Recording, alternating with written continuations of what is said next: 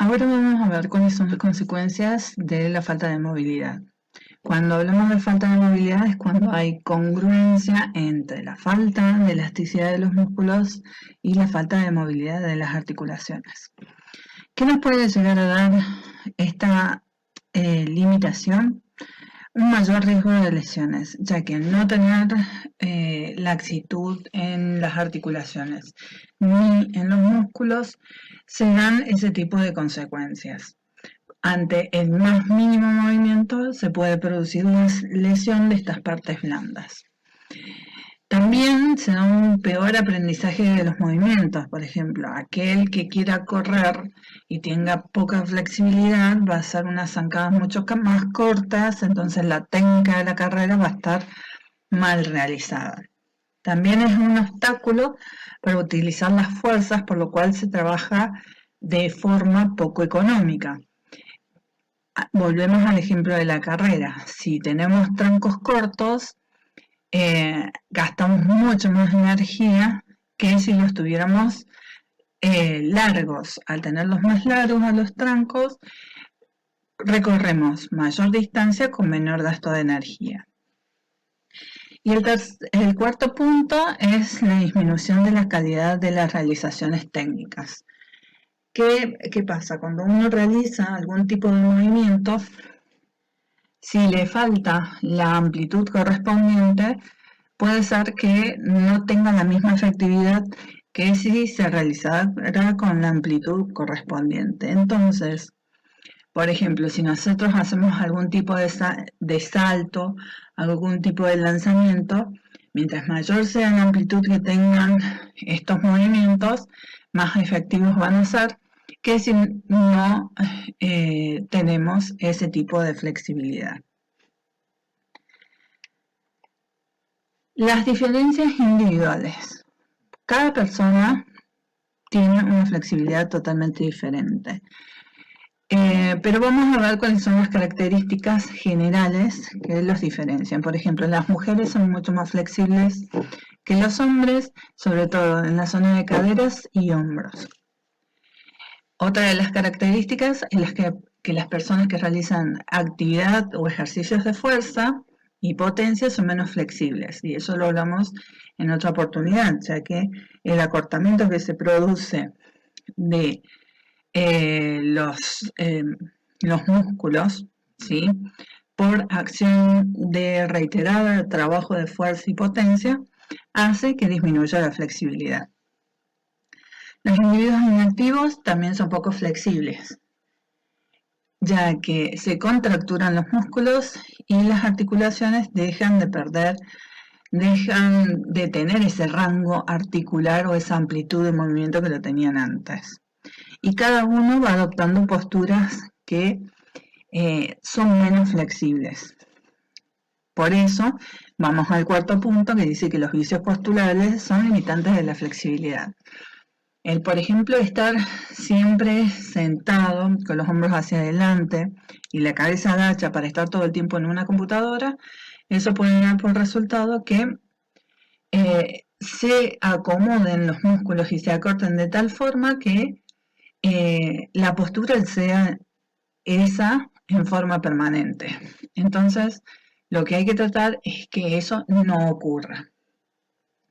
También transformaciones hormonales afectan la flexibilidad, específicamente en las mujeres.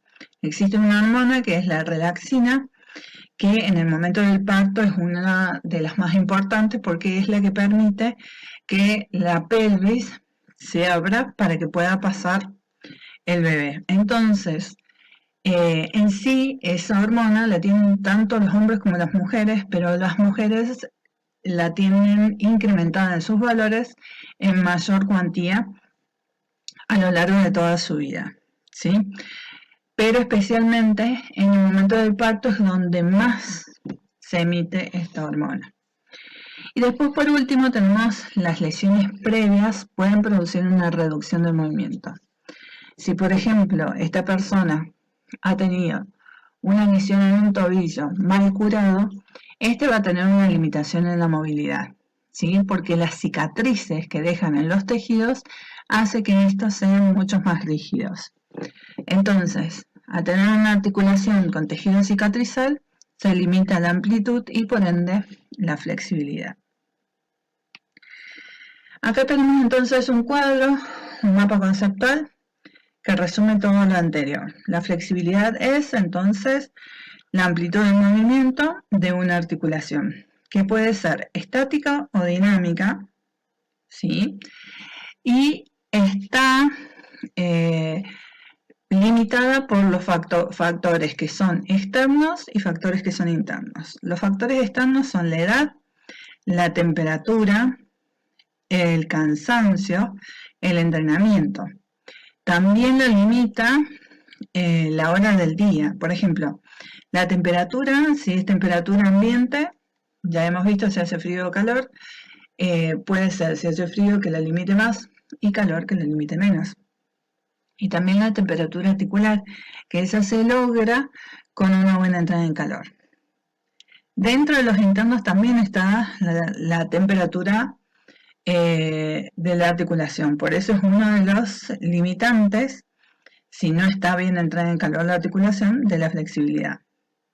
También la capacidad de relajar los músculos es uno de los limitantes. Si uno no puede relajar los músculos y estos se mantienen contracturados, también disminuye la flexibilidad. Y otro de los factores internos es la elasticidad. Depende de las características de las estructuras de los tejidos de los tendones, ligamentos y músculos, va a ser si va a haber mayor elasticidad o menor elasticidad. A continuación les dejo una serie de pruebas que pueden hacer en su casa para visualizar cómo están de flexibilidad.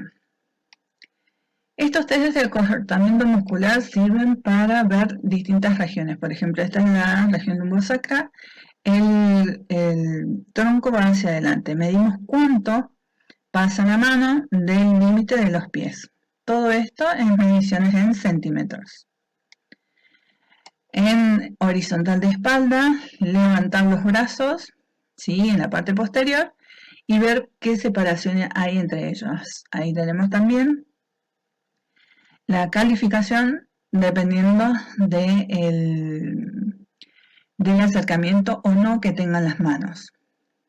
Vertical de espalda, ahí tenemos como si con las dos manos podemos levantar este elemento. La separación se mide desde el piso hasta donde llegue el elemento. Y ahí tenemos los centímetros.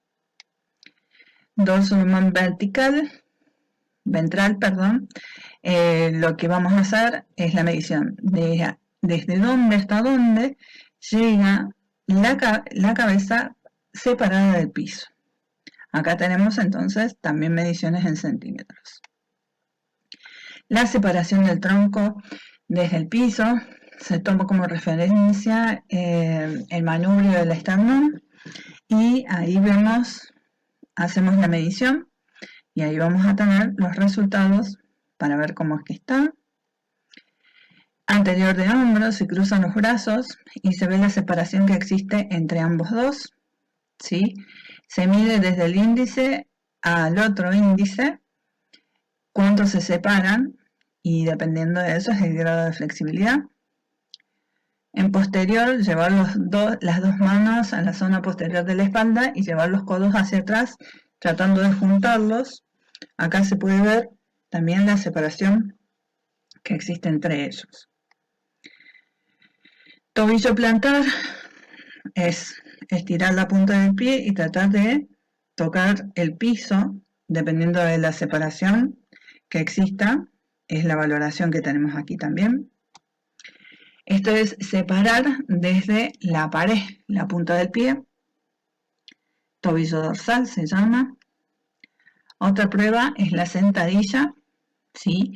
Lo que se mide es la distancia existente entre la zona glútea y el piso.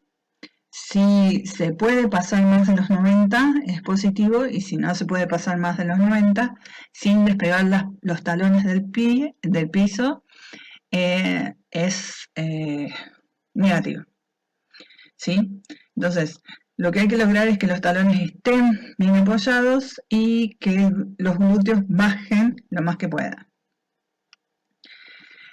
El de vallas se coloca uno en posición de ballista y se mide el ángulo de apertura entre muslo y muslo.